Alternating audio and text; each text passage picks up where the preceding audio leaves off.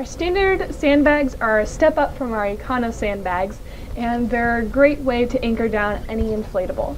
The center of the sandbag has a strip of webbing where the D-ring is anchored, so it has extra reinforcement so that you don't have to worry about the D-ring being pulled out or going anywhere.